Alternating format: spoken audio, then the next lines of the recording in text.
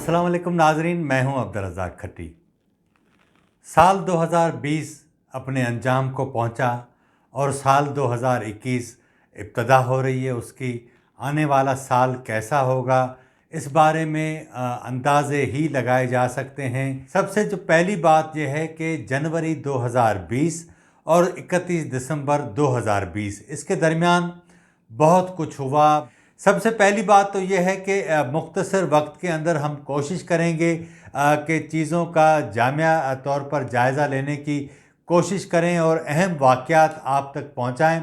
आपको याद होगा कि जनवरी 2020 की इब्तदा हुई तो सबसे पहले पाकिस्तान का जो सबसे बड़ा मसला था वो ये था कि army chief general Qamar Javed Bajwa की मुद्दत मुलाजमत में 3 साल की तोसी थी।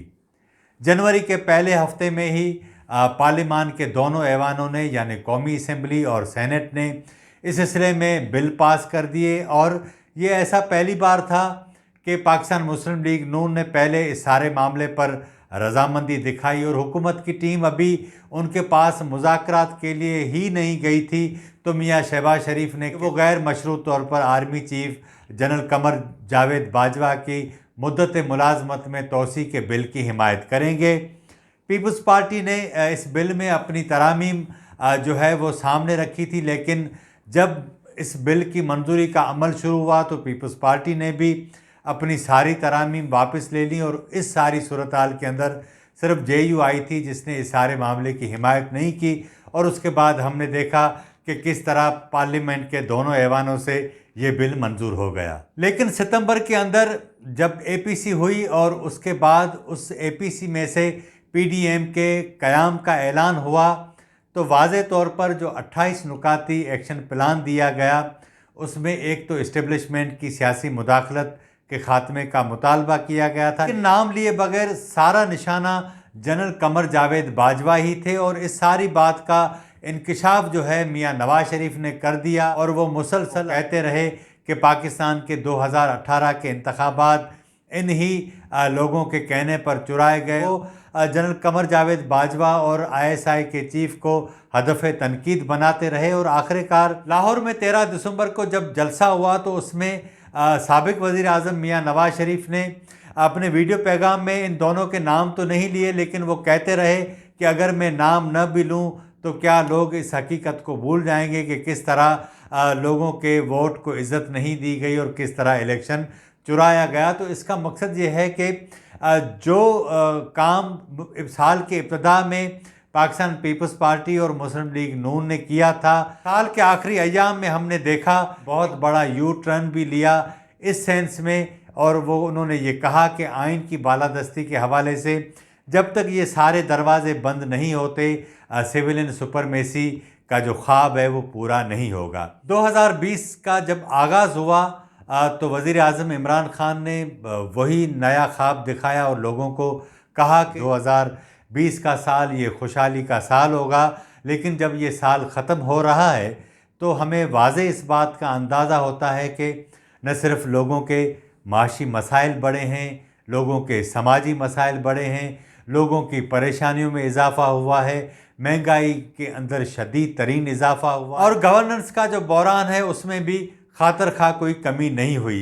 ये सारी सूरत हाल बताती है कि जिस तरह एक ख्वाब फरोश वज़ीर आज़म ने इलेक्शन से पहले लोगों को ख्वाब दिखाए थे, उसके बाद जब वो पावर में आए वही ख्वाब दिखाते रहे। आज जब 2.5 साल से ज़्यादा अरसा गुजर चुका है वो भी आज अपने इसी काम पर लगे हुए हैं, लेकिन उसकी ताबीर कोसों दूर तक उसकी हकीकत बनने नहीं जा रही और न ही इसके आसार हमें नज़र आते हैं। साल 2020 में पार्लियामेंट अपना किरदार अदा करने में भी कामयाब नहीं हुई। इस साल कोई कानून साजी नहीं हुई, आर्डिनेंस के ऊपर मुल्क के मामला चलाए जाते रहे और उसके नतीजे में पार्लियामेंट का उसको किरदार अदा करना चाहिए था वो किरदार अदा नहीं किया गया।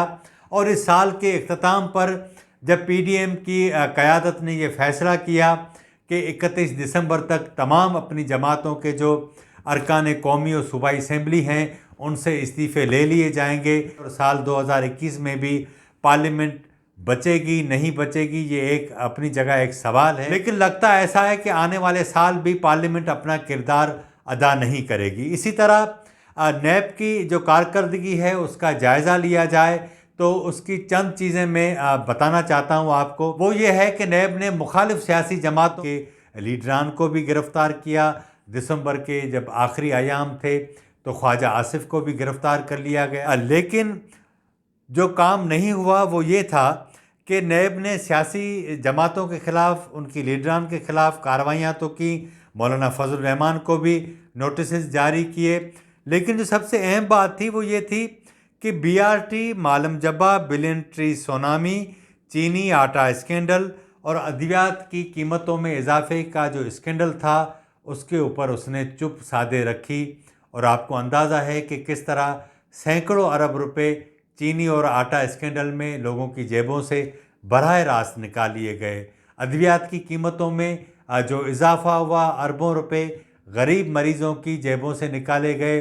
اسی طرح بی آر ٹی کا اسکینڈل تھا، معلم جبہ کا تھا، لیکن اس کے اوپر کوئی کارروائی نہیں ہوئی۔ ساتھ ساتھ 5 سال سے الیکشن کمیشن میں تحریک انصاف کے خلاف فارن فنڈنگ کا جو کیس ہے وہ چل رہا ہے۔ اس 2020 میں اس پر بھی کوئی فیصلہ نہیں آ سکا۔ اسی طرح وزیر اعظم کو اس سال پی ٹی وی کے حملہ کیس میں اس کیس سے بری کر دیا گیا۔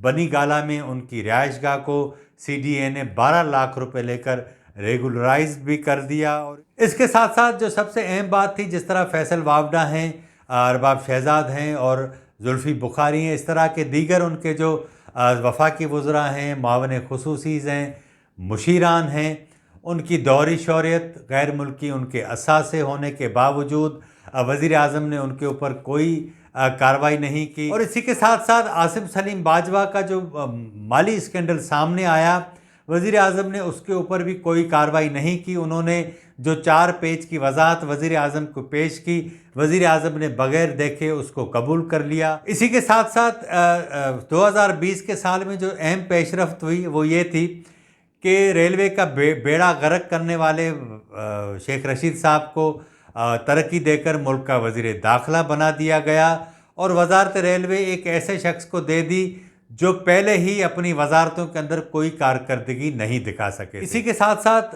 2020 کے اندر پاکستان کے سعودی عرب کے ساتھ تعلقات اچھے نہیں رہے، خراب ہو گئے۔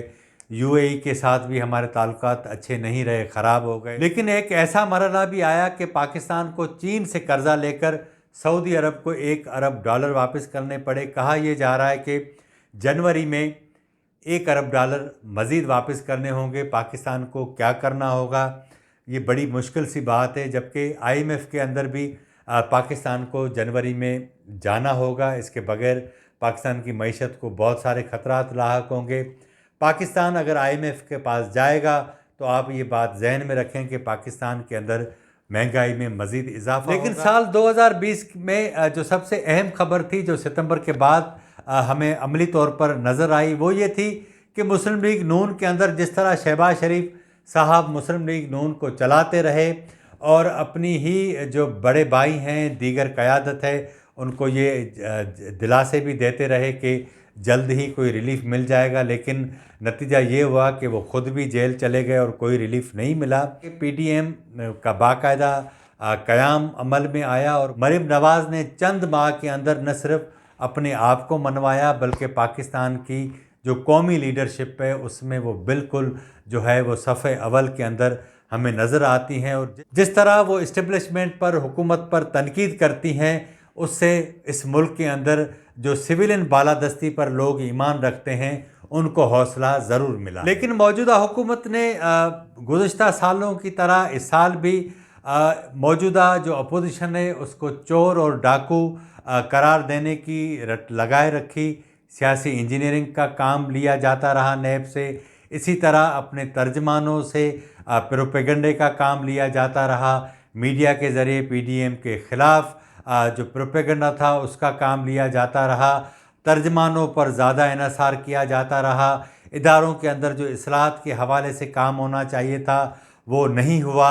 لیکن لوگوں کا پیٹ ان ساری باتوں سے نہیں بھرتا۔ لوگوں کو عملی طور پر کوئی ایسے اقدام چاہیے جس سے ان کے مصائب میں کمی ہو، ان کی خوشحالی میں اضافہ ہو، ان کی تکالیف جو ہیں وہ کم ہوں، اور ان کی آسائشیں زیادہ ہوں، لیکن بدقسمتی یہ ہے کہ یہ وزیر اعظم لوگوں کو آسائشیں دینے، لوگوں کو خوشیاں دینے میں کامیاب نہیں ہوئے، لیکن انہوں نے کوئی بھی ایسا کام نہیں کیا جس سے لوگوں کا یا 22 کروڑ لوگوں کا فائدہ ہوا ہو۔